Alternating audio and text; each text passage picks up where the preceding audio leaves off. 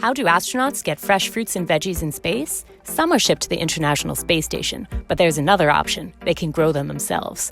On the station, crews have already grown 3 types of lettuce, also Chinese cabbage, Mizuna mustard, and red Russian kale, among other plants. In July 2021, after 2 years of studying pepper options on Earth, NASA began growing hatch chili peppers on the space station. The good news? They've thrived. On the space station, they're grown in a chamber about the size of a kitchen oven, equipped with LED lights that act as a stand-in for the sunlight needed to help them grow. Some of the space station's growth areas often glow pink. Plants reflect a lot of green light and use more red and blue wavelengths. The peppers are grown in one of 3 growth chambers in the station and take about 4 months from seed to harvest.